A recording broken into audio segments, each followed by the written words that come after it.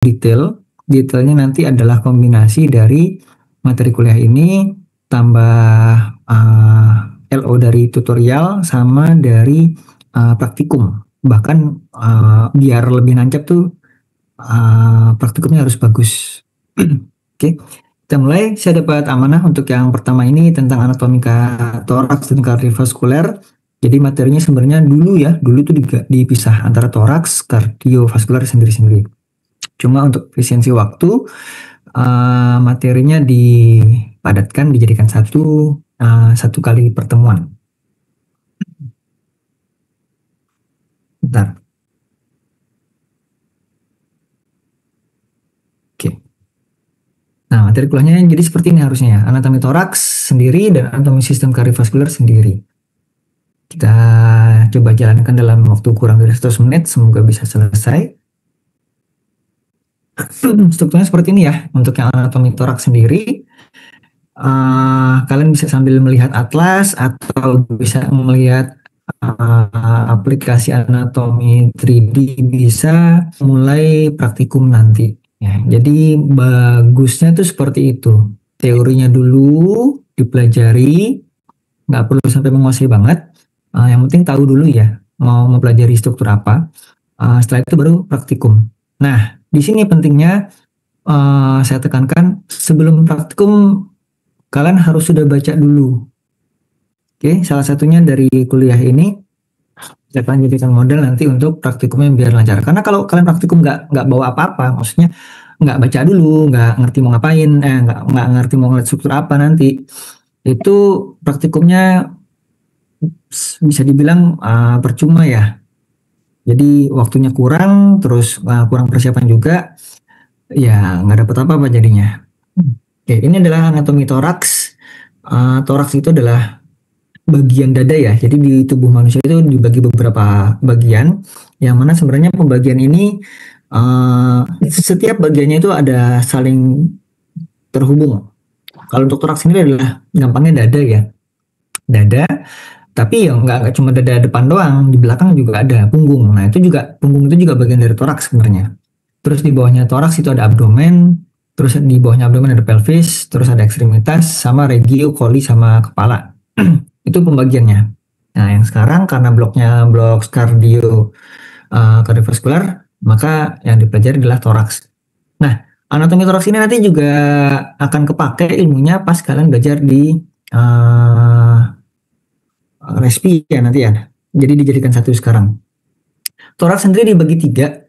Ada bungkusnya, ada dindingnya yang terdiri dari skeleton atau tulang sama otot. Ototnya di sini nggak kelihatan yang ada di dindingnya. Terus kafum itu ruangan sama organ intratorakal, organ yang ada di dalam kafum toraks. Oke. Nah, untuk sebentar. Kalau mau gampangnya sih bayangin aja suatu kamar ya. Nah, temboknya itu adalah dindingnya itu, dinding toraks. Terus ruangan kosongnya itu adalah kafum toraksnya. Perabotan di luar itu adalah organnya. Oke, nah untuk yang di sini organ intratorakal ya jantung sama paru. Oke. Strukturnya pembagian lain lagi ya dari struktur toraks dipisahkan antara skeleton, jadi ada tulang tersendiri, muskulus sendiri, diafragma di bagian bawah, sama core dan pulmo di bagian dalam. Terus mediastinum kenapa bukan bagian dari struktur toraks? Sebenarnya dia ada di dalam toraks, cuma dia adalah mediastinum itu apa ya? Sisa dari kafum toraks yang tidak terisi, dan sisa itu sangat-sangat sedikit. Ya, dia adalah suatu ruangan yang ada di dalam kafum toraks. Nanti detailnya ada di slide-slide belakangan. Oke, ini gambaran umum dulu. Nah, kita buka yang skeleton toraks dulu, yang tulang-tulang ada di toraks. Penyusunnya ada beberapa ya. Di depan itu ada sternum, yang mana itu terbagi 2, ada manubrium sterni sama corpus sterni. Manubrium yang kotak, korpus yang panjang. Oke, ini yang kranial atau atas, ini yang di bawahnya, korpus sterni. Terus di ujungnya ini ada prosesus sicoideus. Di samping kiri kanan ada osa costae. Kenapa disebut osa? Karena dia jamak. Kalau tunggal namanya os. Jadi kalau kamu nunjuk satu nih, yang ini ya. Ini os costa 2 sinistra. Ini os costa 4 sinistra. Gitu. Jadi kalau tunggal itu os, kalau ada jamak, ada banyak, itu osa. Osa. Dan ini adalah pasang. Jadi 12 pasang itu ya, satu pasang, satu pasang, satu pasang kiri kanan. Totalnya tentu ada 24 buah. 12 kiri, 12 kanan. Ya. Nah, pembagiannya ini ada 3 bagian. Costa Vera, Costa Spuria, sama Costa Fluctuantes. Ini nanti detailnya di belakang juga. Dan kayaknya sudah dijelaskan sedikit di bloknya muskuloskeletal. Sudah belum ya muskuloskeletal? Harusnya sih sudah ya. Nah, di bagian belakangnya, jadi Costa ini menyambungkan atau menghubungkan antara sternum dengan os vertebra thoracalis di belakang ini. Ya, tulang punggung. Tulang punggung kalau ininya. Tulang punggung yang ada di bagian toraks itu adalah vertebra thoracalis. Kalau ada yang di leher, cervicalis. Kalau ada yang di abdomen, itu lumbalis. Oke, dan itu juga sama sesuai sama jumlah costanya. Dia juga ada 12, tapi bukan pasang karena cuma tunggal satu di belakang. 12 osa vertebra thoracalis. Oke, terus dari skeleton itu, nah itu dia akan membentuk suatu apertura. Apertura itu bukaan, apertur ya. Harusnya 2P nih, keliru nih. P-nya 2, apertura. Apertura thoracalis superior sama apertura thoracalis inferior. Apertura thoracalis superior itu saya sini kok ketutupan ya. Kebuka. Oke, ini kita bisa sambil lihat ya. Ini ada costa, dari belakang dulu. Ini adalah vertebra thoracalis 1. Terus ini yang kamu bisa sambil lihat garis merahnya. Terus di kiri kanan ada osa costa 1 ya. Terus di depannya ada manubrium sterni. Costa 1 sinistra sama dextra. Terus manubrium sterni, tapi yang menjadi aperturanya itu cuma bagian atasnya doang. Ini cekungannya namanya incisura jugularis sterni. Oke, ini apertura thoracalis superior. Yang di bawahnya apertura thoracalis inferior. Sama kayak di atas, ya, mulai dari vertebra thoracalis dulu. Corpus vertebra thoracalis yang di bawah itu adalah yang 12. Terus dia melewati 2 pasang costa ya. Costa fluctuantes 11 sama 12. Costa fluctuantes memang ada 2 doang, 11 sama 12. Terus melewati arcus costa yang ini. Tulisannya belum keluar ya. Ya, ini arcus costarum, kiri sama kanan, dextra sama sinistra. Nah, keduanya nanti akan berakhir di sini. Angulus substernal. Angulus yang ada di bawah sternum. Nah, ini nanti jadi bukaan. Walaupun sebenarnya nggak benar-benar terbuka ya. Ini adalah pintu keluar masuknya ke dalam kafum toraks. Gambarnya seperti itu. Oke. Ini kalau lihat tanpa struktur yang lain, ini apertura thoracalis superior, ini apertura thoracalis inferior. Aku udah ganti aja. Ya sudah deh. Dan ini pembagian costenya. Kalau di standarnya anatomi itu pakainya yang Costa Vera, Costa Spuria, sama Costa Fluctuante. Atlas yang bahasa Inggris ya akan sebutnya true coste, false ribs, true ribs, false ribs, sama floating ribs. Floating. Kalau di sini kan floating ngambang ya. Sama, bahasa Latinnya adalah fluctuantes, berfluktuasi. Jadi sebenarnya kalau diartikan secara harfiah jadi beda.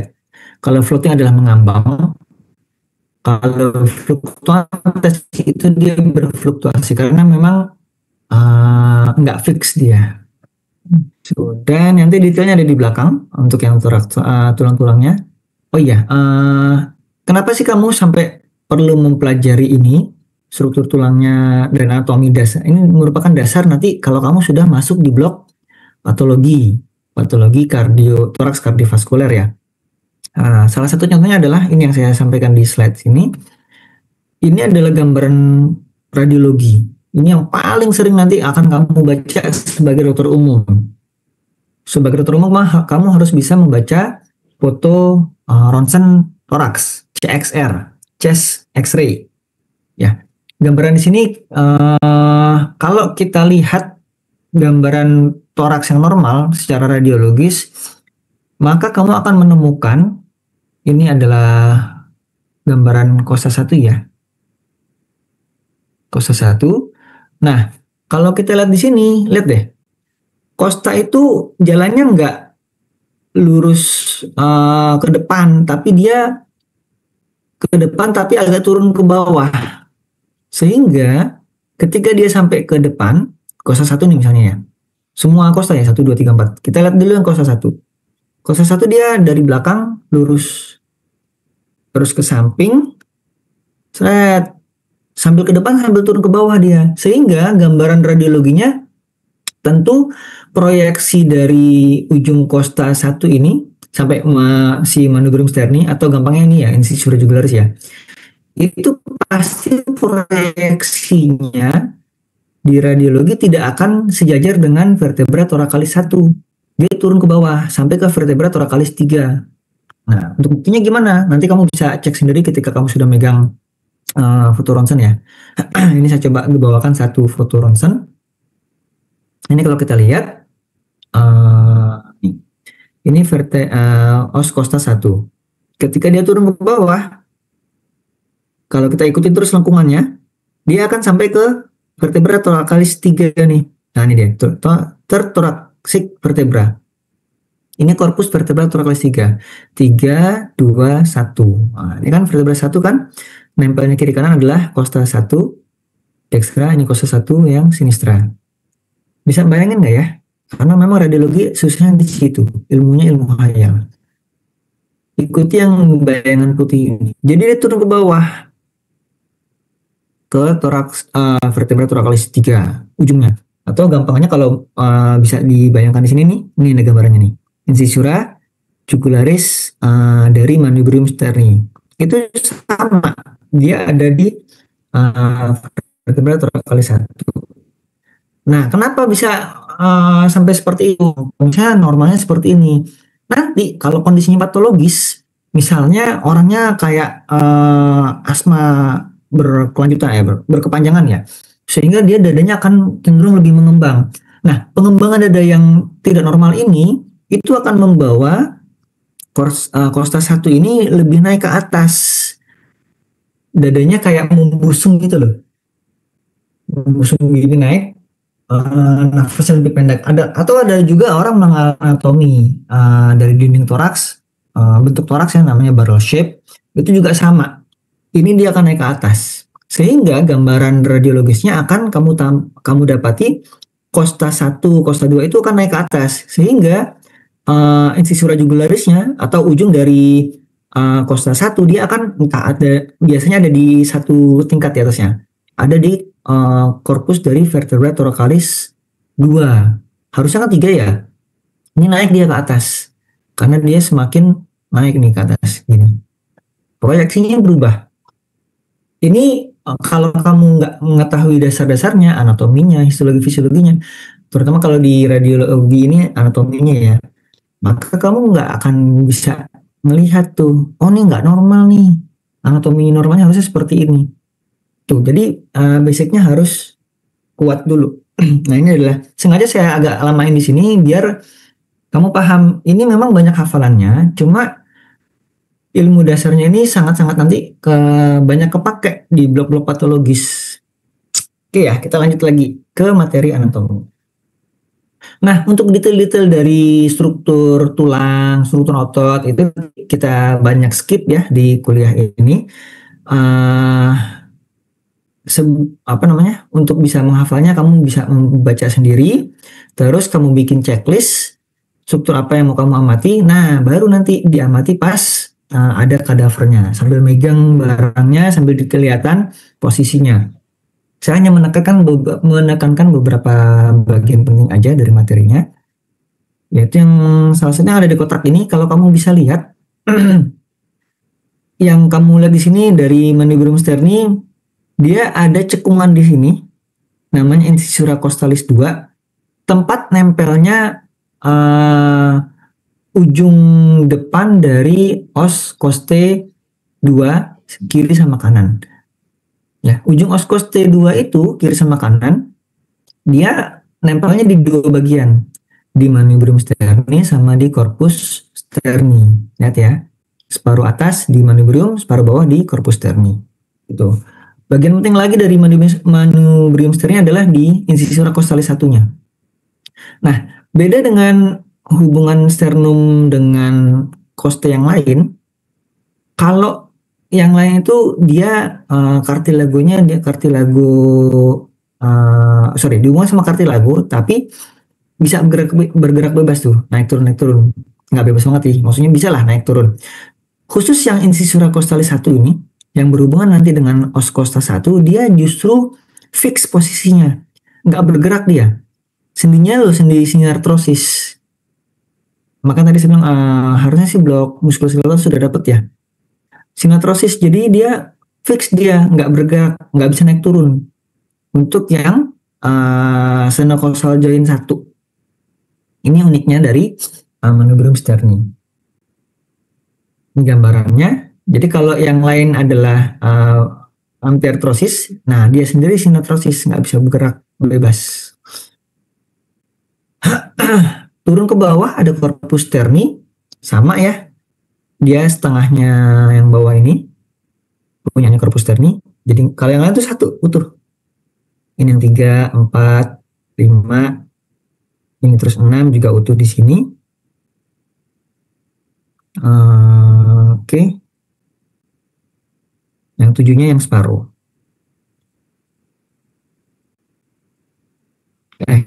Sorry. Ini juga di corpus sterni. Separuhnya lagi di processus siphoideus. Besok bisa dilihat langsung di tulang yang ada. Ini gambaran waktu masih bayi atau masih janin yang di sini ya. Dia belum mengalami osifikasi, masih proses osifikasi. Jadi ini tulang lunak semua aslinya. Dan tersekat-sekat seperti ini. 1, 2, 3, 4. 1, 2, 3, 4 ya. Jadi sebenarnya ada 4 bagian. Tapi nanti menjadi penulangan semuanya, kartilagonya akan hilang nih. Ya, tulang lunaknya akan hilang, akan berubah menjadi tulang keras semua seperti ini. Cuma akan tampak nih, ini tadinya bekas kartilago nih. Seperti ini. Asalnya itu dari sini. Oke, ini proses embriologisnya. Yang sebelum lahir, ini yang setelah lahir, terus yang ini sudah dewasa muda sampai dewasa. Oke, ini proses periodus, strukturnya nggak ada yang penting. Maksudnya nggak ada yang penting, nggak ada yang perlu dibahas, nggak ada yang perlu ditekankan. Oke, untuk pelekanan otot sama aja, ini silakan baca sendiri. Sudah saya lengkapi dengan gambar yang ini ya, ini posisi perlekatan ototnya yang ada di dada. Perlekatan yang otot-otot yang melekat ke sternum. Melekat ke depan, ada yang melekat ke depannya sternum, maksudnya sama ke belakang sternum. Keterangannya ada di sini. Ini struktur detail dari sternum tadi. Nah, untuk vaskularisasinya, dia kayak membentuk jaringan ya, namanya sternal network. Sternal network itu kalau yang arteri ada dibagi dua, anterior sama posterior. Anterior sternal network sama posterior sternal network. Oke, sumber aslinya dari satu, yaitu arteri thoracalis interna. Jadi nanti satu arteri yang besar itu, arteri thoracalis interna, dia akan membuat cabang yang bercabang-cabang dan bercabang-cabang lagi. Nah itu, ketika sudah bercabang-cabang banyak, saling bersatu ke satu lagi, akhirnya menjadi kayak jaring. Begitu juga dengan venanya. Ya, cuman pembentukan jaring di vena sama arteri, yang vena nggak sebagus yang arteri. Untuk inervasinya, tiga inervasi utama untuk yang di toraks ya, sternum, yaitu nervus supraclavicularis, nervus intercostalis, dan nervus phrenicus supraclavicularis untuk yang inervasi. Inervasi itu persarafan ya, jangan kebalik. Saya masih menemukan beberapa mahasiswa yang kebalik. Inervasi itu apa ya? Dijawabnya malah arteri atau vena. Harusnya kan nervus kalau inervasi. Ya, nervus supraclavicularis untuk mempersarafi atau menginervasi area yang dari atas. Kalau dari bawah yang nervus phrenicus. Nervus phrenicus itu dari namanya udah kelihatan, pren. Pren itu diafragma. Oke, nah yang tengah-tengah intercostalis. Nanti akan ada overlap antara supraclavicularis dengan intercostalis yang bagian atas. Kalau bagian bawah overlap antara phrenicus dengan intercostalis. Oke. Nah, ini gambaran tambahan dari saya untuk menunjukkan ini loh, nervus supraclavicularis. Sumbernya dari sini, dia berjalan terus ke bawah. Ada yang bagian medial ya, yang akan mengarah ke tengah, yang menuju ke sternum sebelah sini.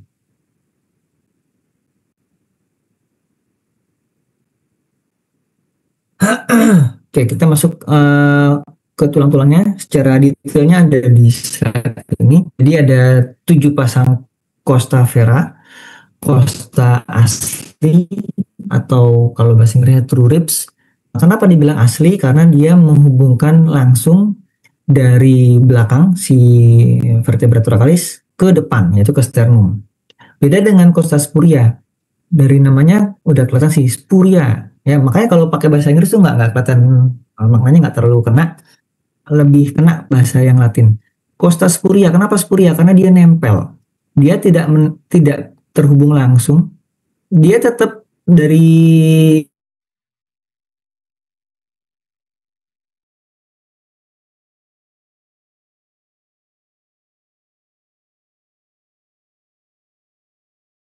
uh, 8, 9, 10.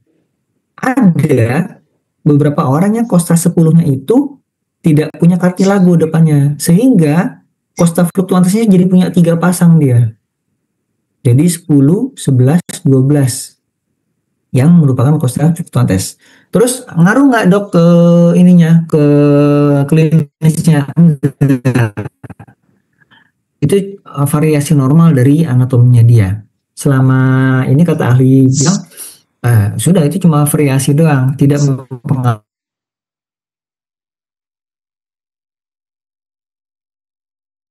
70% di beberapa ras. Cuma ini kita nggak perdalam lagi. Beberapa ras itu yang mana aja nggak penting. Yang penting kalian tahu adalah ada yang costa 10-nya itu merupakan costa fluctuantes. Nah, antar tulang costa itu, antar tulang costa 1 dan 2, 2 dengan 3, 3 dengan 4, itu adalah jarak atau space yang disebut intercostal space atau ICS. Ini nanti kamu akan sering sekali menemukan istilah-istilah ICS ini dipakai.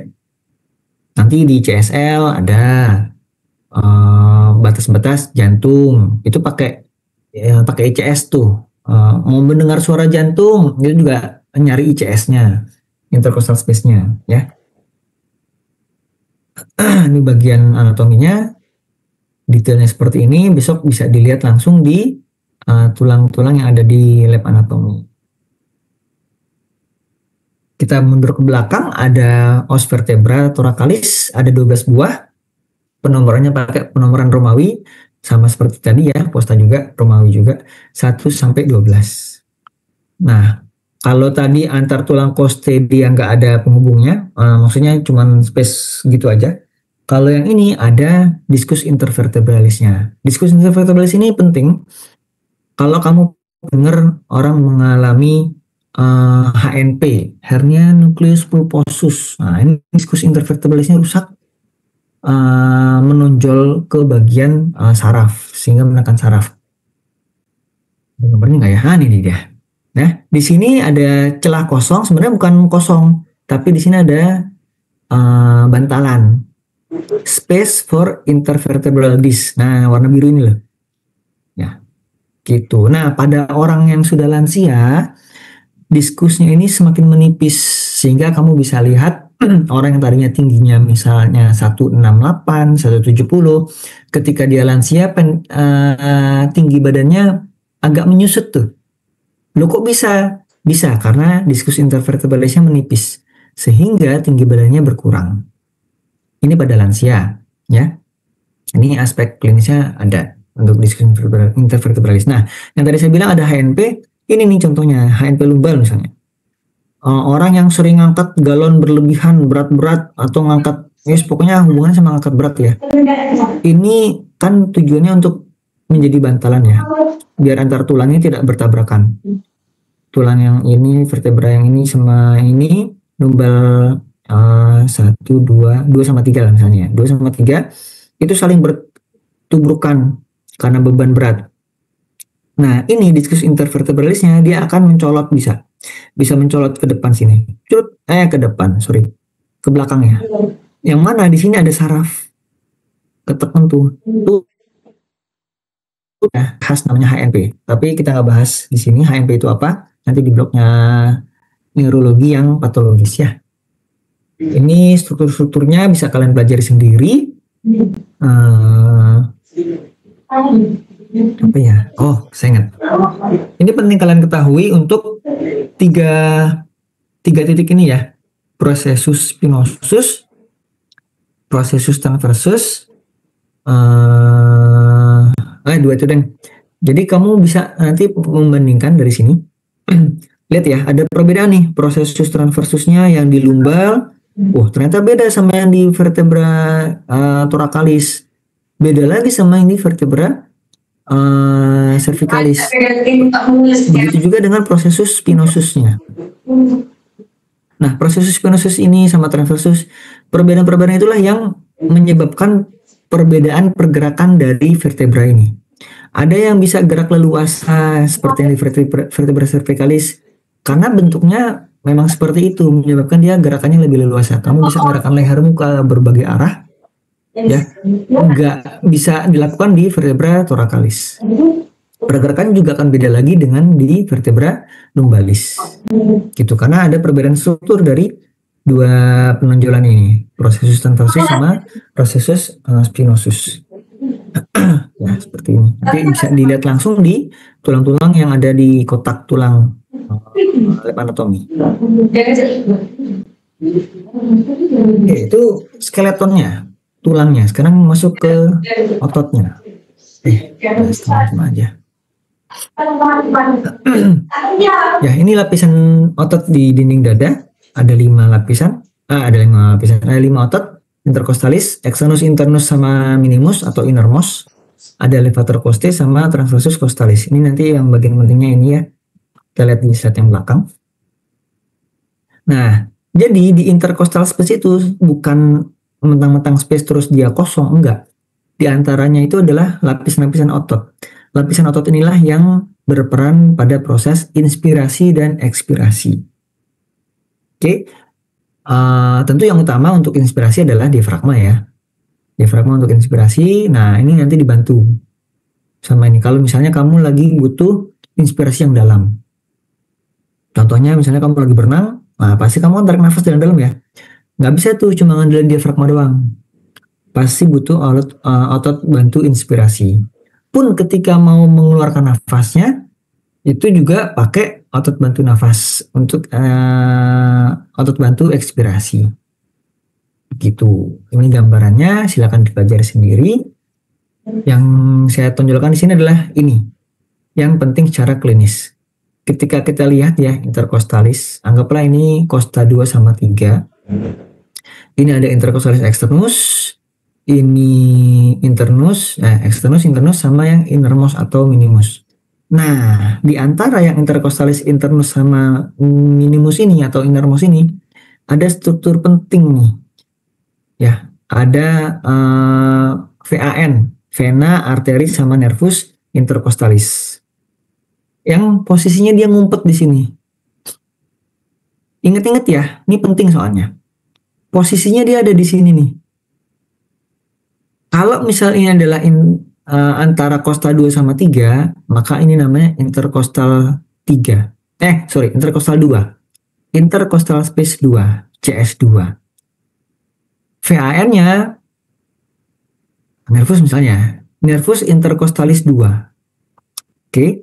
Nah, nervus intercostalis 2 dan arteri vena itu posisinya ada di bawah belakang dari costa 1.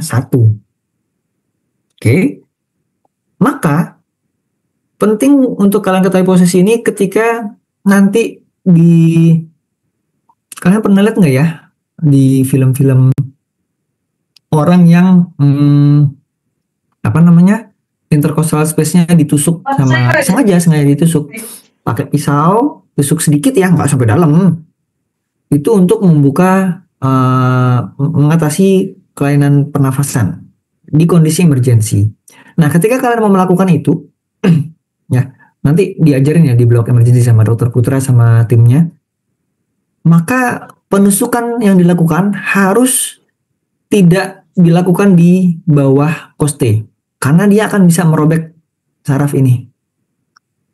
Tusuklah di tengah-tengah atau di atas dari koste. Oke, jangan di bawah koste, tapi di tengah atau di atas koste. Ini area aman. Semakin mendekati ke atas ini semakin bahaya. Jadi tusukannya tuh di sini posisinya. Nah, lagi-lagi ini ilmu basic yang sangat-sangat berguna untuk kalian pakai nanti dan secara klinis ya, dan akan menyelamatkan pasien. Pasiennya selamat dan organ-organnya yang ini juga akan selamat. Karena apa? Kalau ini sudah putus, yang mana dia adalah menginervasi otot nafas yang ada di sini, maka ketika dia putus, ini kontraksi otot yang ada di sini akan nggak bisa terjadi. Pernafasan jadi terganggu. Pasiennya mungkin selamat, tapi begitu dia sudah proses pemulihan, dok saya kok nafas yang sebelah kiri ini agak berat dok ya. Nah, itu kesalahan dari dokternya yang nolong. Karena ternyata pertolongan dia memutus saraf intercostalis yang ini. Oke, ini aspek klinisnya. Nah, sekarang lamina-laminanya, pembagiannya bisa dipelajari sendiri, sebenarnya dibaca ya. Saya ambil satu aja. Lamina eksterna musculus intercostalis externus. Perjalanannya kayak gimana? Bisa sambil lihat gambar ya. Bisa sambil lihat gambar. Balik lagi ini adalah ICS2 misalnya. Maka kalau intercostalis externus yang 2, dia perjalanannya dari margo inferior. Margo inferior ini ya. Margo inferior dari coste 2 berjalan ke margo superior. Nah ini. Margo superior dari coste yang ada di bawahnya. Terus tuh kayak gitu seret. Untuk yang internus kebalikannya. Nanti silakan dibaca sendiri. Lihat ya, inervasinya dari intercostalis. Ya kan? Nervus intercostalis. Jadi kalau ini intercostalis yang putus, ini nggak bisa kontraksi, nggak bisa bergerak. Lain-lainnya silakan dibaca sendiri. Ini gambaran animasinya untuk memperlihatkan posisi dan bentuk dari intercostalis externus dan internus secara menyeluruh. Oke, ini yang internus, ini yang minimus sama transversus costalis. Posisinya di sini. Nah, struktur pentingnya juga ada di sini ya, arteri vena thoracalis interna. Ini juga sama, cara mempelajarinya seperti itu. Jadi kalau otot, kamu pelajari dia arah perjalanannya dari mana mau kemana, inervasi oleh siapa, kalau dia berkontraksi gerakannya apa. Oke. Dah. Invasi. Pergerakannya adalah mendepresi ribs. Seperti itu. 100 anterior, posterior sama. Oke, itu yang kedua. Bagian yang ketiga adalah diafragma. Ini juga organ penting. Satu, dia pembatas antara kafum toraks dengan kafum abdomen. Diafragma ya. Dia menjadi satu-satunya pembatas antara kafum abdomen sama kafum toraks. Terus dia otot utama untuk inspirasi. Terus kalau untuk ekspirasi, otot utamanya apa? Nggak ada. Nanti ada di pelajaran fisiologi ya. Di pelajaran fisiologi nanti, saya lupa dokter Dini apa siapa yang ngajarin ya. Untuk inspirasi itu pergerakannya aktif. Kamu menghirup udara. Tarik, buang. Nah, pas buang itu, tanpa ada kontraksi otot pun, udara akan keluar. Karena ada daya lenting dari dinding toraks. Daya lenting itu daya untuk kembali ke posisi semula setelah kamu ubah posisinya dengan menghirup napas tadi. Jadi untuk ekspirasi dia nggak perlu otot sebenarnya, kecuali kamu mau dua hal, salah satu dari dua hal ini atau kombinasi keduanya, yaitu ekspirasinya dipercepat, jadi harusnya 2 detik ya kalau nafas biasa.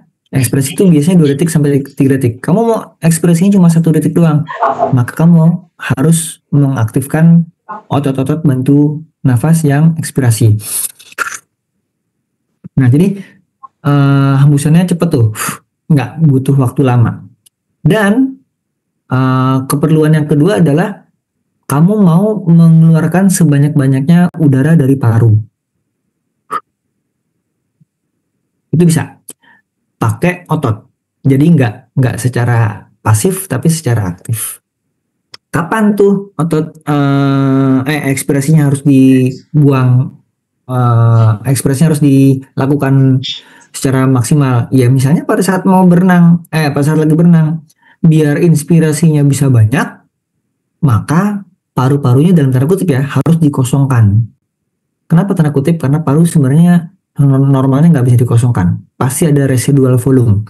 Nanti kamu akan tahu residual volume itu di kuliahnya fisiologi respirasi. Oke. Nah, untuk belakang anatominya ya hafalan juga, tinggal baca aja. Bagian pentingnya, diafragma itu gambarnya seperti ini ya.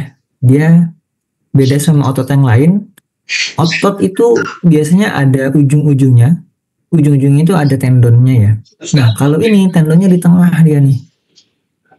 Ini tendonnya warna putih. Tendon dari diafragma. Bagian putih ini yang tidak ada ototnya itu dan merupakan adalah tendon. Ini merupakan centrum tendinium, yaitu tendon yang ada di tengah. Ini unik sendiri dia. Nih ya, warna putih. Dia nggak ada ototnya. Unik sendiri karena nggak ada otot lain yang seperti ini. Yang tendonnya ada di tengah-tengah. Ini dia doang. Nah, khasnya si tendon ini, centrum tendinium, dia punya lubang satu di tengah, ya, untuk tempat lewatnya vena cava inferior, ya, vena cava inferior, dan di sampingnya ada nervus phrenicus, nervus yang utama menginervasi si diafragma. Ada 3 lubang lain, cuma tidak di centrum tendinium, yaitu ada di pars muscularisnya. Nih. Ada lubang untuk esofagus, ya, dari mulut masuk ke esofagus. Setelah melewati kafum toraks, dia masuk ke abdomen. Begitu melewati hiatus esofagus ini, esofagus nanti akan berubah langsung menjadi diafragma, gaster, ya, langsung masuk ke gaster. Gitu, esofageal hiatus esofageal. Terus di belakangnya ini kan vertebrat torakal ya. Di belakangnya adalah hiatus aorticus. Ya, dari namanya kelihatan tempat lewatnya aorta. Begitu dia sebelum melewati lubang ini, sebelum melewati hiatus ini, aortanya namanya aorta torakalis. Ketika dia sudah melewati hiatus ini dan masuk ke kafum abdomen, aortanya berubah nama menjadi aorta abdominalis.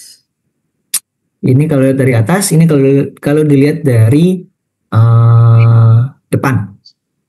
Oke, ini centrum tendinium, vena cava, terus esofageal hiatus esophageus. Ini yang di belakangnya lagi hiatus aorticus. Oke, dua ini. Nah, di depan ada lagi celahnya. Aduh, nggak kelihatan ya. Ini di sini. Spasium sternocostalis. Bukan lubang tapi ya. Dia cuman, nah ini, cekung ini doang depan. Spasium sternocostalis. Ya, cuman walaupun cuma space kecil, dia dilewati oleh arteri vena gastrica. Ini di sebelah sini. Oke, next.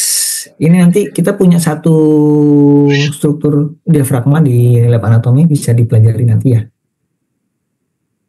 Oke, kita masuk ke organnya. Organnya cuma dua, jantung sama paru-paru. Untuk jantung gabung ya, kardiovaskular. Jantung atau core atau kardia itu merupakan sepasang muscular pumps yang bervalve ya, yang ada katupnya. Valve muscular pump. Oke, pumpnya apa aja? Pump atrium sama pump ventricle. Pompanya ada pompa atrium sama pompa ventricle. Ruangan ya. Atriumnya sendiri dibagi menjadi kiri sama kanan, ventricle juga dibagi menjadi kiri sama kanan, dextra sinistra.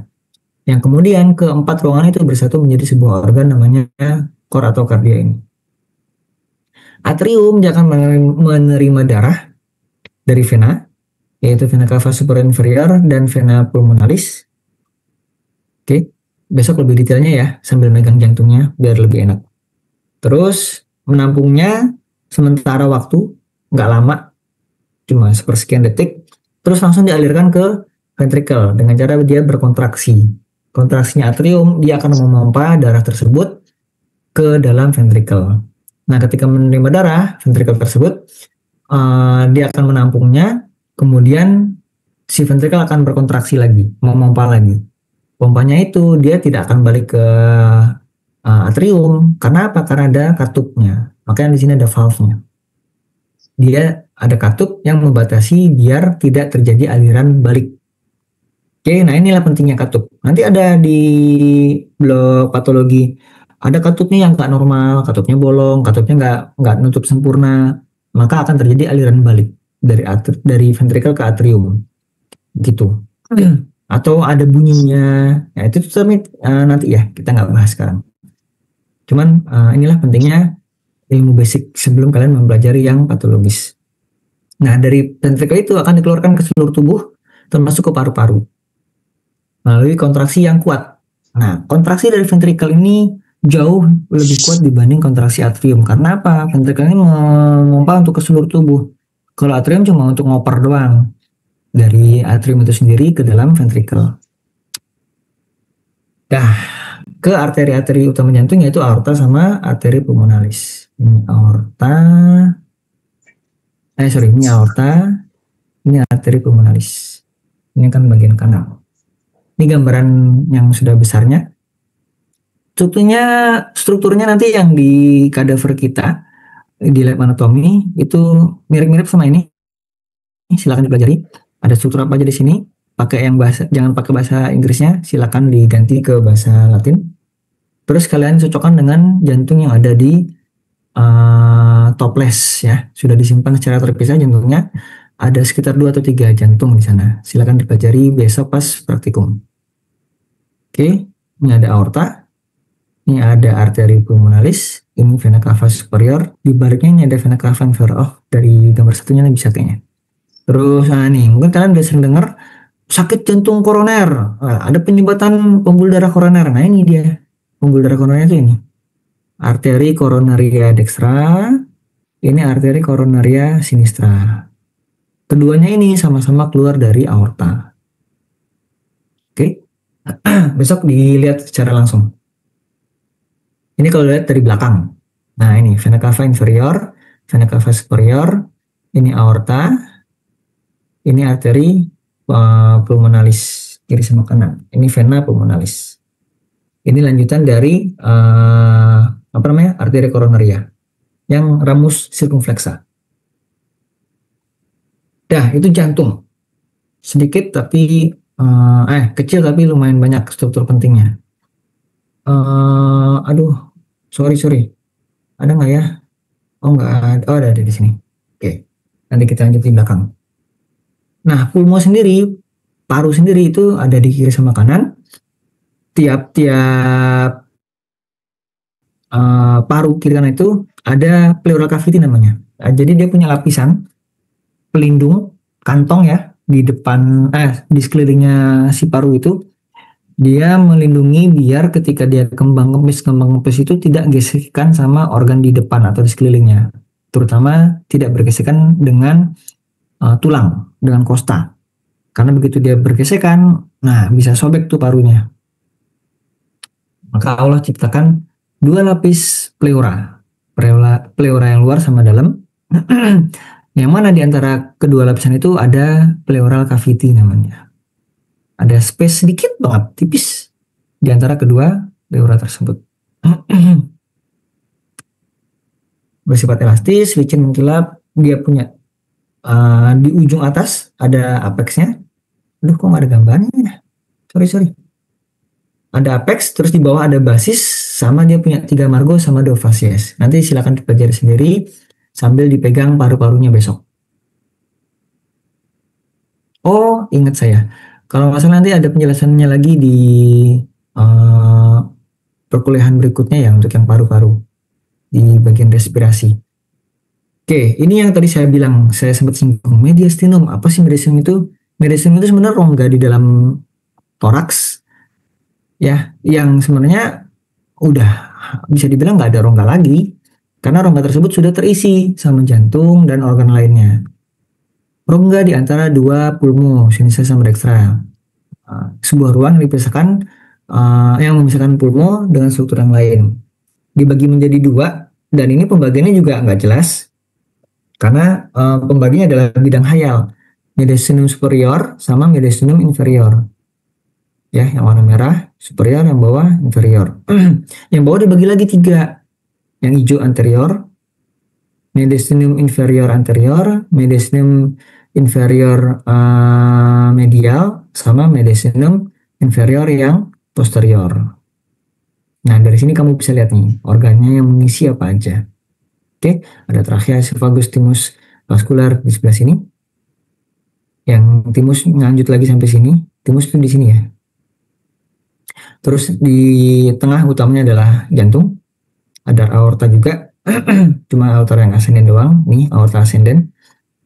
Oke, sebagian aorta ascendant juga ada di sini. Ada arcus aorta.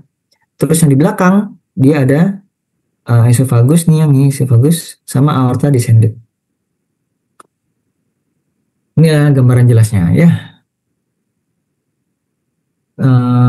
Nggak kelihatan di kadaver kita nggak punya oh bisa deh di kadaver yang plastinasi yang di dalam kotak bening apa namanya yang dikasih di ruang AC, kamu bisa lihat ini karena kita punya kadaver yang terbelah menjadi 2 kiri kanan, bisa dipelajari besok. Jantung itu punya pembungkus, kalau tadi paru-paru punya pembungkus namanya pleura, kalau jantung namanya perikardium. Kantongnya sifatnya fibroserosa, secara anatomis nggak kelihatan, ini histologis. Membungkus jantung dan menempati bagian besar mediastinum. Isinya pelicin, pelumas, cairan perikardium. Fungsinya ya itu tadi, melicinkan pergerakan jantung. Karena kan jantung gerakannya cepet, ritmis ya. Duk, duk, duk, duk, duk, duk. Ngembang ngepis, ngembang ngepis, ngembang ngepis. Itu harus selalu dilicinkan oleh cairan perikardium. Untuk jantung sendiri, perikardiumnya itu dikasih darah dari arteri perikardioprenica, prenica superior sama koronaria. Ini 3 lapisannya. Secara anatomis kurang terlalu kelihatan, apalagi yang kadaver jantung kita tuh sudah banyak yang hilang lapisan apa namanya perikardiumnya ini. Mungkin bisa dicek besok ya pas jantungnya kamu pegang. Ada yang jelas masih ada sih si ininya epikardiumnya tuh masih ada tipis. Epikardiumnya ada yang sebagian hilang tapi masih ada yang masih nempel di sini. Perikardium. Epikardium. Myokardium merupakan lapisan otot. Kalau yang di bagian dalam endokardium. Endokardium ini serupa dengan endotel yang ada di vaskuler. Karena memang secara embriologis jantung itu adalah awalnya ya pembuluh darah yang mengalami perubahan embriologis menjadi jantung. Aduh, gambarnya blur gini ya. Nah ini ya, gambaran jantung yang sudah dibuka bagian dalamnya. Besok bisa kamu lihat di jantung yang ada di toples itu. Kamu bisa ngeliat nih katupnya. Katup, cari ya sama identifikasi. Katup tricuspidalis, katup bicuspidalis, katup semilunar aorta, katup semilunar pulmonal. Kamu identifikasi. Masing-masing katup itu diikat sama korda tendinnya ini. Yang mana korda tendinnya ini dia akan ditarik oleh musculus papillaris yang ada di ventricle. Oke, detailnya nanti ada di gambar berikutnya, di slide berikutnya. Nih ya, core ada 4 ruang, ada 4 septum. Oh ya, septum. Ini penting ya, septum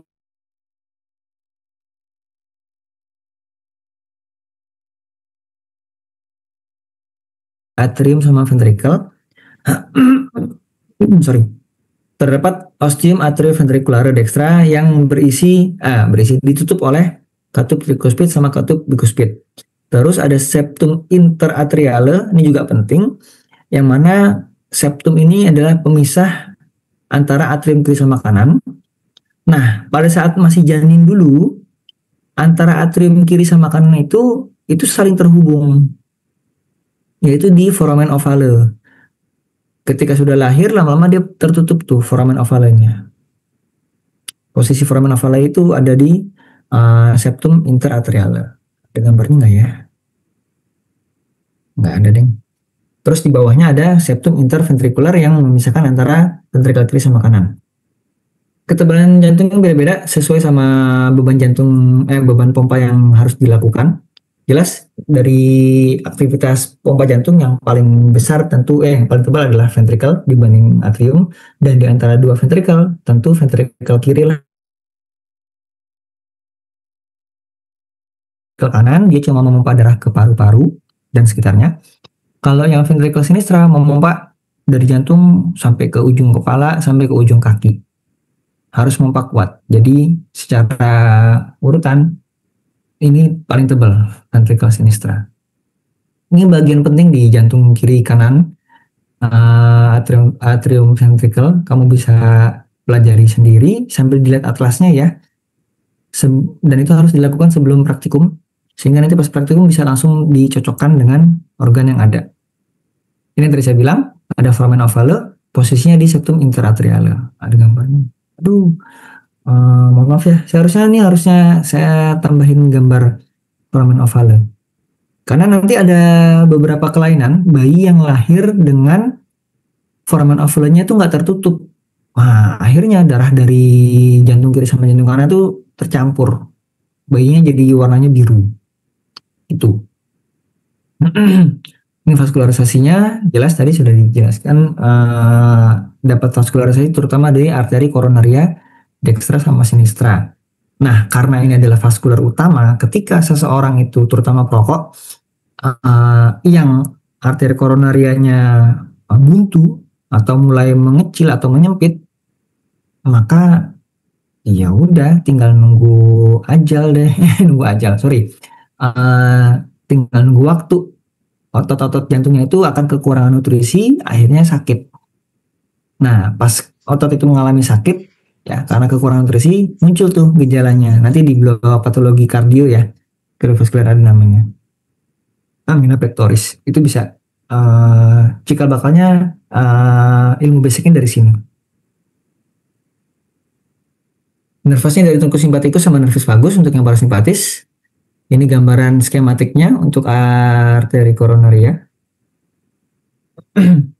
Ini aplikasi anatominya yang bisa kamu pakai nanti ya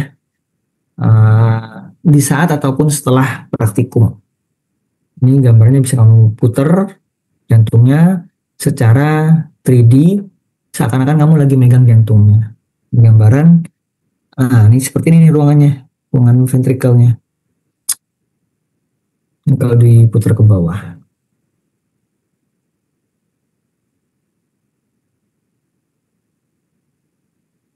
Ya, dia jumpalitan jantungnya.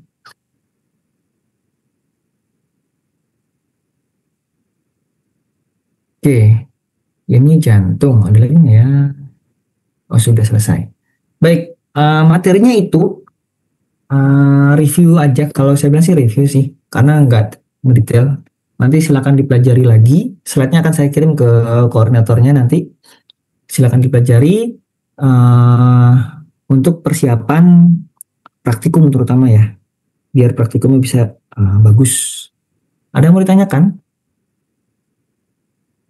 Mungkin belum ada, dokter. Oke. Nanti silakan berdiskusi pas praktikum juga boleh ya. Tanya ke tutor pendampingnya di praktikum kalau memang ada pertanyaan terkait sama struktur anatominya. Baik, kalau sudah tidak ada yang ditanyakan, kuliahnya sudah selesai. Lebih cepat setengah jam. Saya akhiri, semoga menjadi ilmu yang bermanfaat. Terima kasih. Assalamualaikum warahmatullahi wabarakatuh. Waalaikumsalam warahmatullahi wabarakatuh. Terima kasih banyak, dokter. Saya langsung live ya. Iya, dokter. Iya, dokter. Iya, dokter.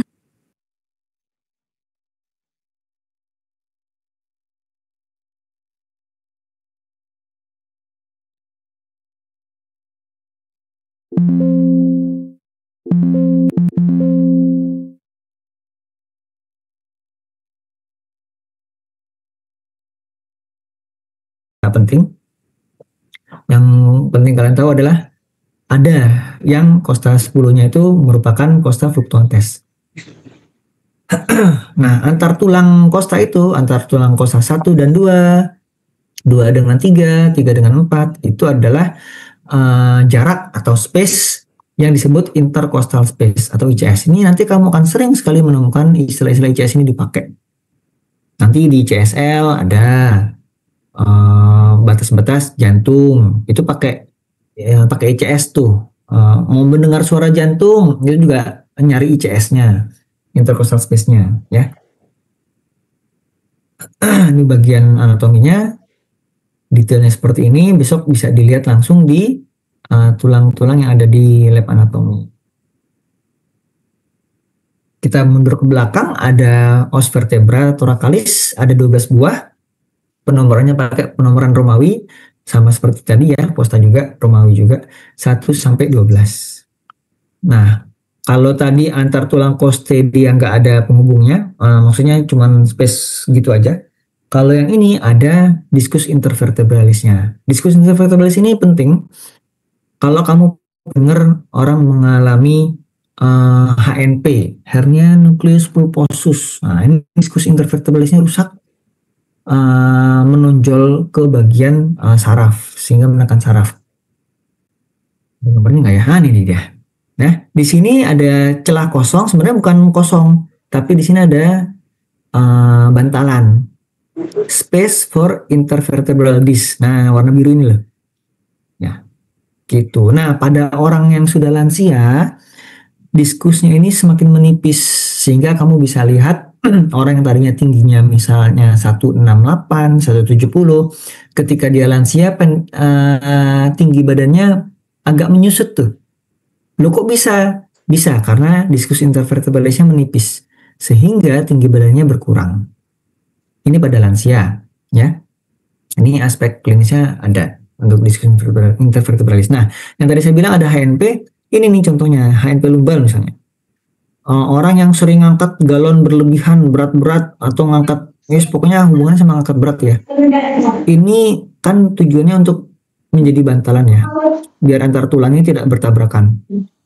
Tulang yang ini, vertebra yang ini sama ini, lumbal 1, 2 sama 3 lah misalnya. 2 sama 3, itu saling bertubrukan karena beban berat. Nah, ini diskus intervertebralisnya, dia akan mencolot bisa mencolot ke depan sini, ke depan, ke belakang ya. Yang mana di sini ada saraf ketekan tuh ya, khas namanya HNP. Tapi kita nggak bahas di sini HNP itu apa. Nanti di blognya neurologi yang patologis ya. Ini struktur-strukturnya bisa kalian pelajari sendiri. Apa ya? Oh, saya ingat. Ini penting kalian ketahui untuk tiga titik ini ya. Processus spinosus, processus transversus, dua itu, Deng. Jadi kamu bisa nanti membandingkan dari sini. Lihat ya, ada perbedaan nih prosesus transversusnya yang di lumbal. Wah, ternyata beda sama yang di vertebra thoracalis. Beda lagi sama yang di vertebra cervicalis. Begitu juga dengan prosesus spinosusnya. Nah, prosesus spinosus ini sama transversus, perbedaan-perbedaan itulah yang menyebabkan perbedaan pergerakan dari vertebra ini. Ada yang bisa gerak leluasa seperti yang di vertebra cervicalis, karena bentuknya memang seperti itu, menyebabkan dia gerakannya lebih leluasa. Kamu bisa gerakan lehermu ke berbagai arah, ya, nggak bisa dilakukan di vertebra thoracalis. Pergerakan juga akan beda lagi dengan di vertebra lumbalis, gitu, karena ada perbedaan struktur dari dua penonjolan ini, prosesus transversus sama prosesus spinosus. Ya, seperti ini. Nanti bisa dilihat langsung di tulang-tulang yang ada di kotak tulang lab anatomi. Oke, itu skeletonnya, tulangnya. Sekarang masuk ke ototnya. Sama aja. Ya, ini lapisan otot di dinding dada. Ada 5 lapisan. Ada 5 otot. Intercostalis, externus, internus, sama minimus atau innermost. Ada levator costae sama transversus costalis. Ini nanti yang bagian pentingnya ini ya. Kita lihat di slide yang belakang. Nah, jadi di intercostal space itu bukan mentang-mentang space terus dia kosong, enggak. Di antaranya itu adalah lapisan-lapisan otot.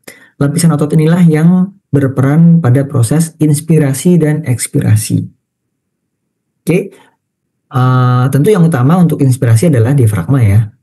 Diafragma untuk inspirasi. Nah, ini nanti dibantu sama ini. Kalau misalnya kamu lagi butuh inspirasi yang dalam. Contohnya misalnya kamu lagi berenang, nah pasti kamu tarik nafas dalam-dalam ya.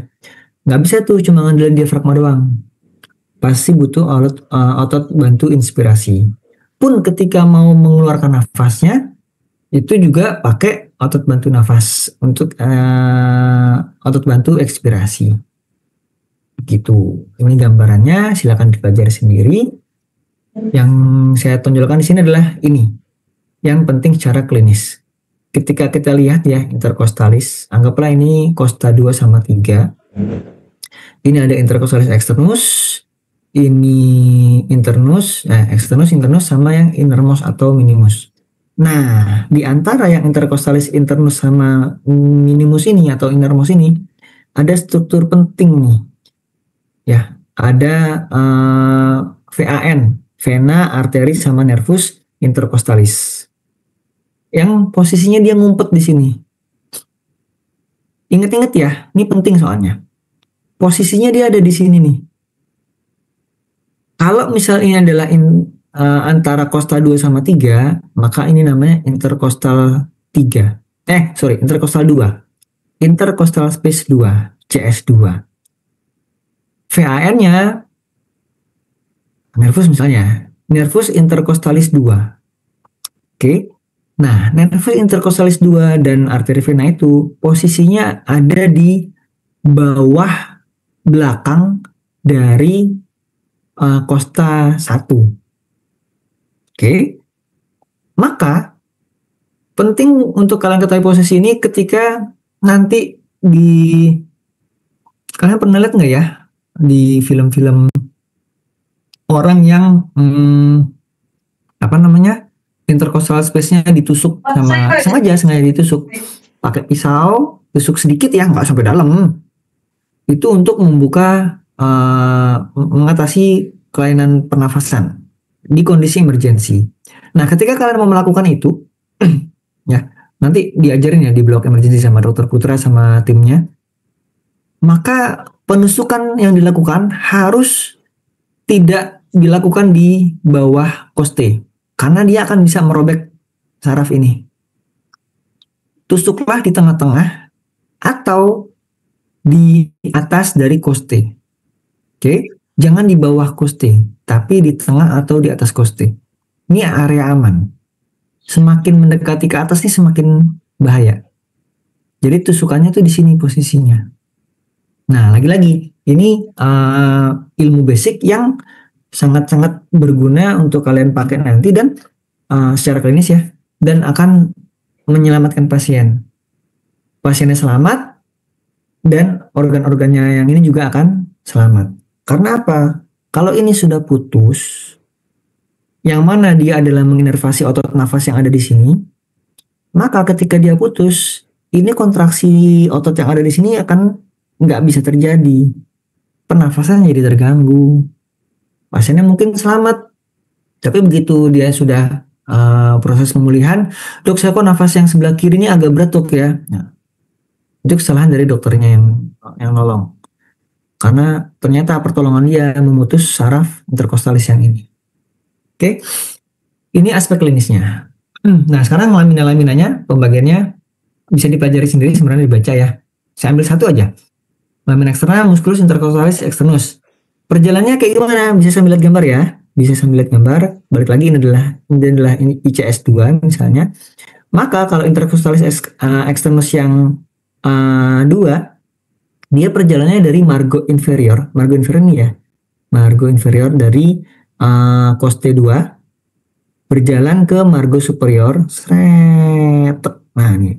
Margo superior dari costa yang ada di bawahnya. Terus tuh kayak gitu seret-seret. Untuk yang internus kebalikannya. Nanti silakan dibaca sendiri. Lihat ya, inervasinya dari interkostalis. Ya kan? Nervus interkostalis. Jadi kalau ini interkostalisnya putus, ini nggak bisa kontraksi, nggak bisa bergerak. Lain-lainnya silakan dibaca sendiri.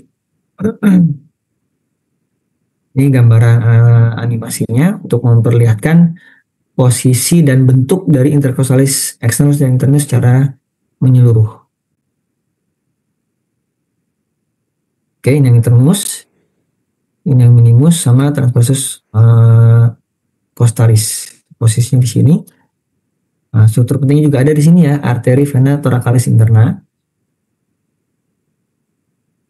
Ini juga sama, cara mempelajarinya seperti itu. Jadi kalau otot, kamu pelajari dia arah perjalanannya dari mana mau kemana, inervasi oleh siapa, kalau dia berkontraksi gerakannya apa.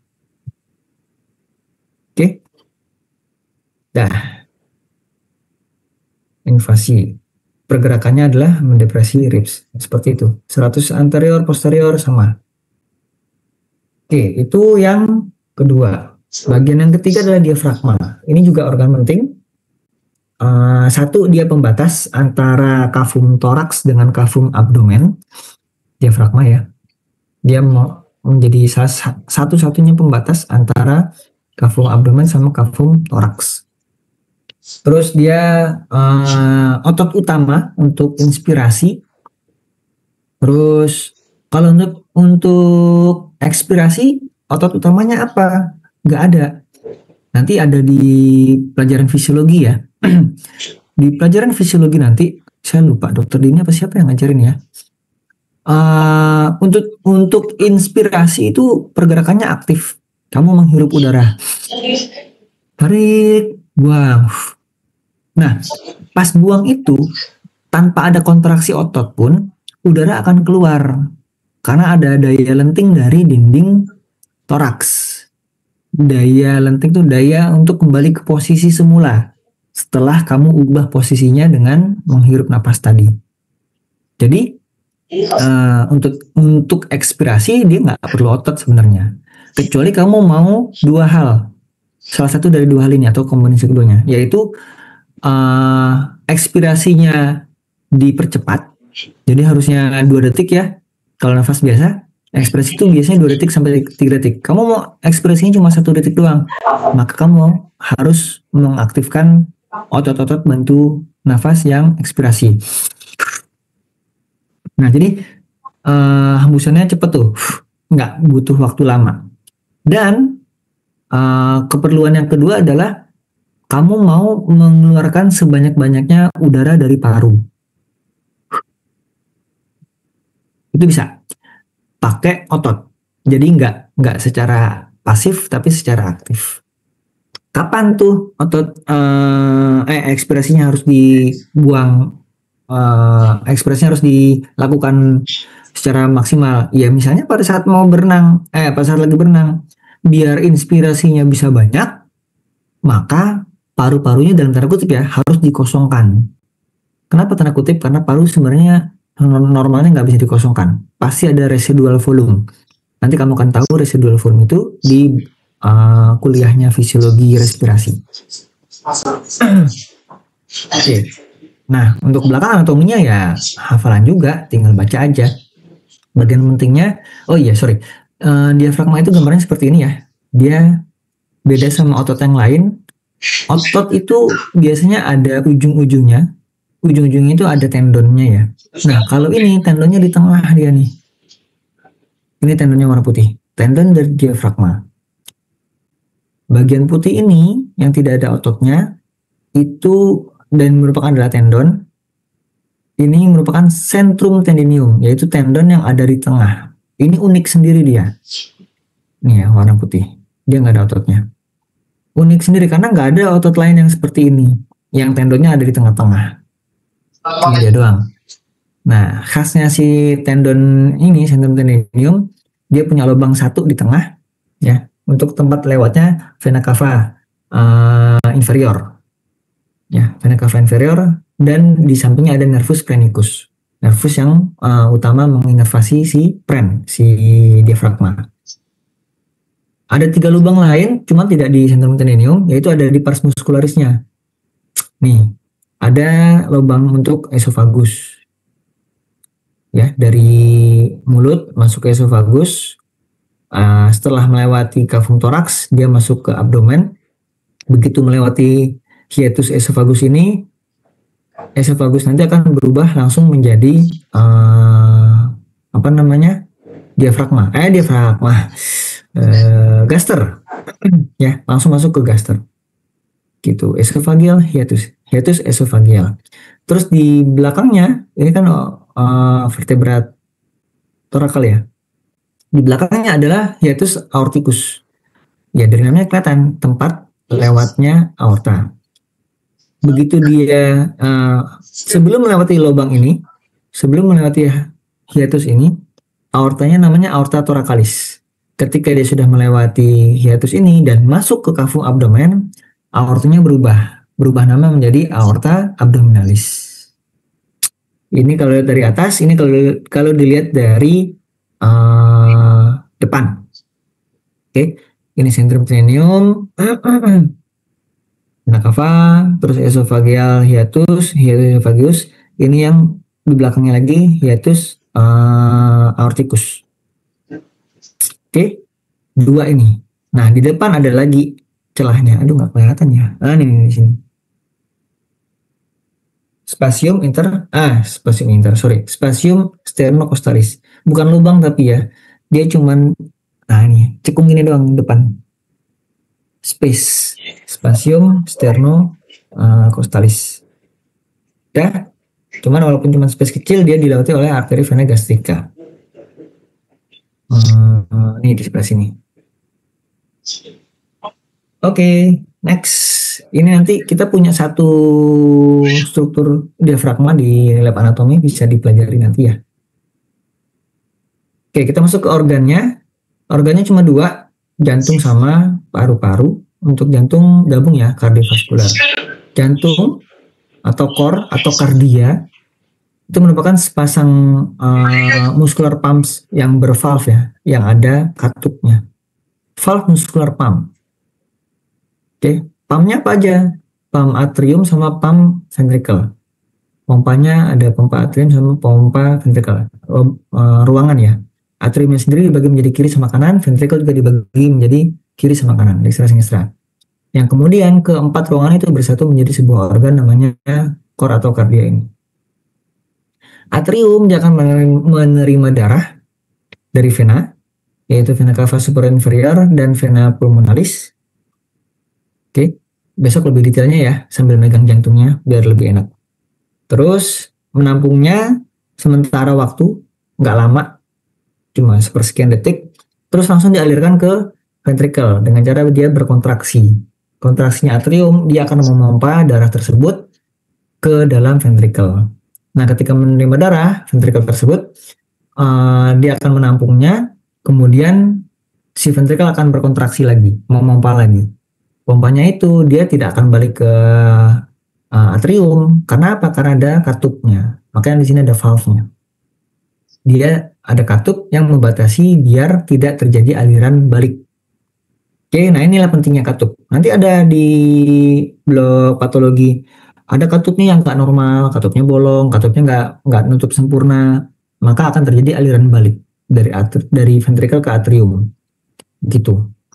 Atau ada bunyinya, ya itu nanti ya kita nggak bahas sekarang. Cuman inilah pentingnya ilmu basic sebelum kalian mempelajari yang patologis. Nah, dari ventrikel itu akan dikeluarkan ke seluruh tubuh, termasuk ke paru-paru, melalui kontraksi yang kuat.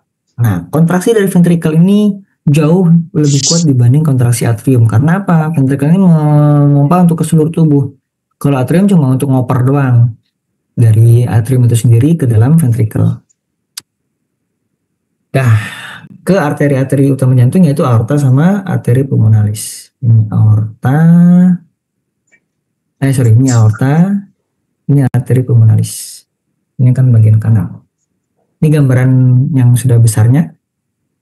Strukturnya nanti yang di kadaver kita di lab anatomi itu mirip-mirip sama ini. Silakan dipelajari. Ada struktur apa aja di sini? Pakai yang jangan pakai bahasa Inggrisnya, silakan diganti ke bahasa Latin. Terus kalian cocokkan dengan jantung yang ada di toples ya. Sudah disimpan secara terpisah jantungnya.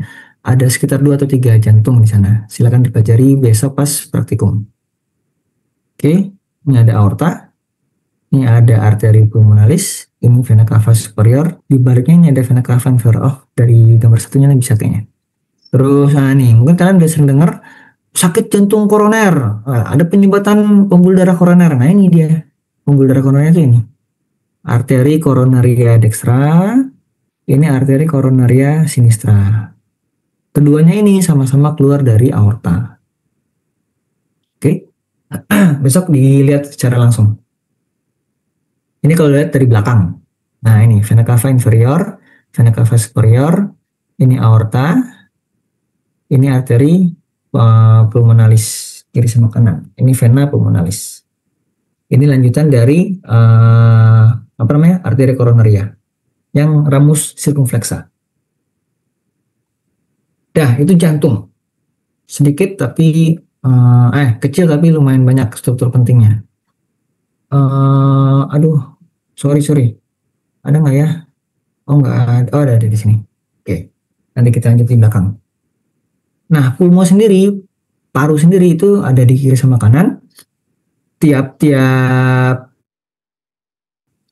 paru kiri kanan itu ada pleural cavity namanya. Nah, jadi dia punya lapisan pelindung kantong ya di depan di sekelilingnya si paru itu. Dia melindungi biar ketika dia kembang kempis itu tidak gesekan sama organ di depan atau di sekelilingnya. Terutama tidak bergesekan dengan tulang, dengan kosta. Karena begitu dia bergesekan, nah bisa sobek tuh parunya. Maka Allah ciptakan 2 lapis pleura. Pleura yang luar sama dalam. Yang mana di antara kedua lapisan itu ada pleural cavity namanya. Ada space sedikit banget, tipis di antara kedua pleura tersebut. Bersifat elastis, licin, mengkilap. Dia punya di ujung atas ada apexnya. Aduh, kok nggak ada gambarnya? Sorry. Ada apex, terus di bawah ada basis, sama dia punya 3 margo sama 2 facies. Nanti silakan dipelajari sendiri sambil dipegang paru-parunya besok. Oh, ingat saya. Kalau nggak salah nanti ada penjelasannya lagi di perkuliahan berikutnya ya untuk yang paru-paru di bagian respirasi. Oke, ini yang tadi saya bilang, saya sempat singgung mediastinum. Apa sih mediastinum itu? Mediastinum itu sebenarnya rongga di dalam toraks ya, yang sebenarnya udah bisa dibilang nggak ada rongga lagi karena rongga tersebut sudah terisi sama jantung dan organ lainnya. Rongga di antara 2 pulmo, sinistra sama dextra. Sebuah ruang yang dipisahkan, yang memisahkan pulmo dengan struktur yang lain. Dibagi menjadi 2, dan ini pembagiannya juga nggak jelas, karena pembagiannya adalah bidang hayal. Mediastinum superior sama mediastinum inferior. ya, yang warna merah superior, yang bawah inferior. Yang bawah dibagi lagi 3, yang hijau anterior, mediastinum inferior anterior, mediastinum inferior medial, sama mediastinum inferior yang posterior. Nah, dari sini kamu bisa lihat nih organnya yang mengisi apa aja. Oke, ada trachea, esophagus, thymus, vascular di sebelah sini. Yang thymus lanjut lagi sampai sini.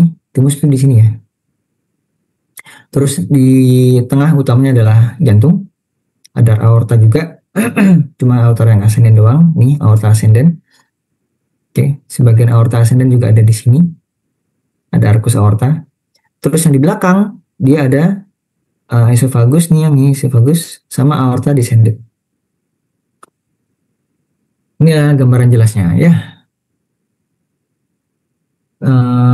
Nggak kelihatan di kadaver kita nggak punya. Oh bisa deh di kadaver yang plastinasi yang di dalam kotak bening. Apa namanya? Yang dikasih di ruang AC. Kamu bisa lihat ini. Karena kita punya kadaver yang terbelah menjadi 2 kiri kanan. Bisa dipelajari besok. Jantung itu punya pembungkus. Kalau tadi paru-paru punya pembungkus namanya pleura, kalau jantung namanya perikardium. Kantongnya sifatnya fibroserosa, secara anatomis nggak kelihatan, ini histologis. Membungkus jantung dan menempati bagian besar mediastinum. Isinya licin, lumas, cairan perikardium. Fungsinya ya itu tadi, melicinkan pergerakan jantung. Karena kan jantung gerakannya cepet, ritmis ya. Deg deg deg deg deg deg, ngembang kepis, ngembang kepis, ngembang kepis.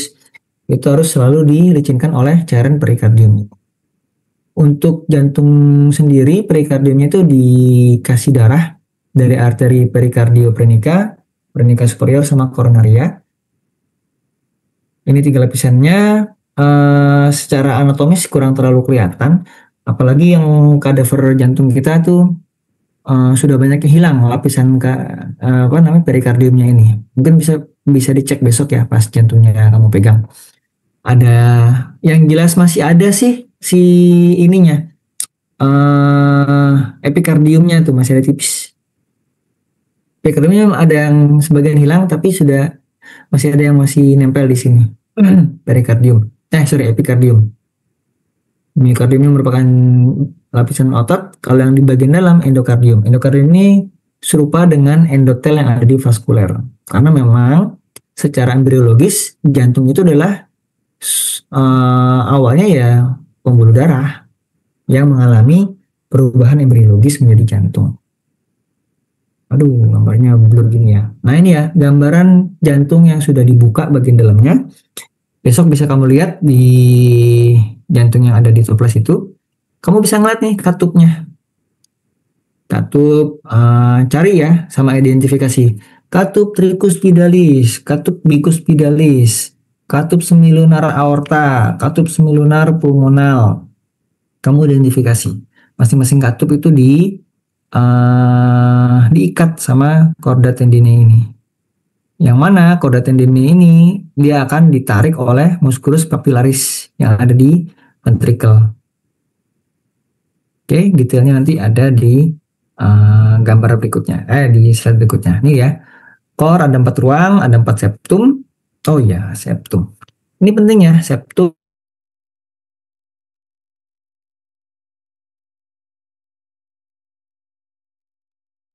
Atrium sama ventricle. Sorry.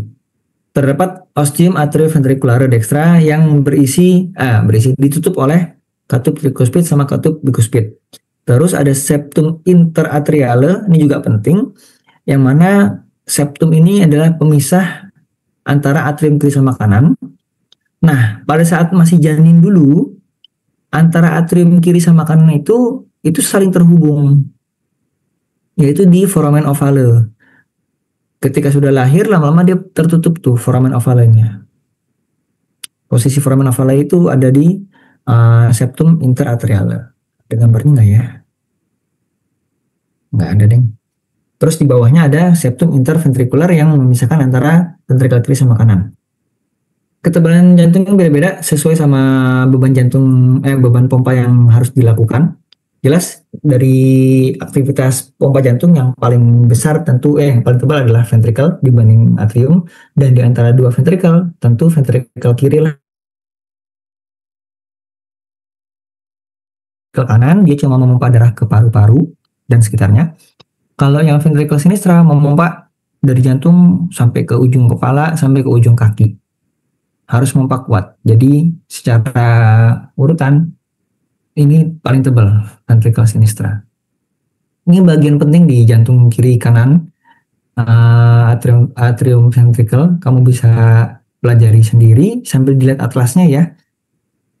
Dan itu harus dilakukan sebelum praktikum, sehingga nanti pas praktikum bisa langsung dicocokkan dengan organ yang ada. Ini yang tadi saya bilang, ada foramen ovale, posisinya di septum interatriale. Ada gambarnya. Aduh, mohon maaf ya, harusnya saya tambahin gambar foramen ovale. Karena nanti ada beberapa kelainan bayi yang lahir dengan foramen ovalenya itu nggak tertutup. Wah, akhirnya darah dari jantung kiri sama jantung kanan itu tercampur. Bayinya jadi warnanya biru. Itu. Ini vaskularisasinya jelas tadi sudah dijelaskan. Dapat vaskularisasi terutama dari arteri koronaria dekstra sama sinistra. Nah, karena ini adalah vaskular utama, ketika seseorang itu terutama perokok yang arteri koronarianya buntu atau mulai mengecil atau menyempit, maka ya udah tinggal nunggu ajal deh. Tinggal nunggu waktu. Otot-otot jantungnya itu akan kekurangan nutrisi, akhirnya sakit. Nah, pas otot itu mengalami sakit ya karena kekurangan nutrisi, muncul tuh gejalanya. Nanti di patologi kardio ya, kardiovaskular ada namanya, angina pectoris. Itu bisa cikal bakalnya ilmu basicnya dari sini. Nervusnya dari tungkus simpatikus sama nervus vagus untuk yang parasimpatis. Ini gambaran skematiknya untuk arteri koronaria. Ini aplikasi anatominya yang bisa kamu pakai nanti ya di saat ataupun setelah praktikum. Ini gambarnya bisa kamu puter jantungnya secara 3D seakan-akan kamu lagi megang jantungnya. Gambaran, ini seperti ini nih ruangannya, ruangan ventrikelnya. Ini kalau diputar ke bawah.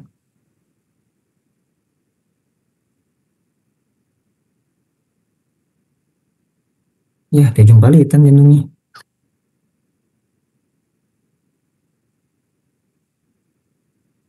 Oke, ini jantung. Ada lagi nggak ya? Oh, sudah selesai. Baik, materinya itu review aja. Kalau saya bilang sih review.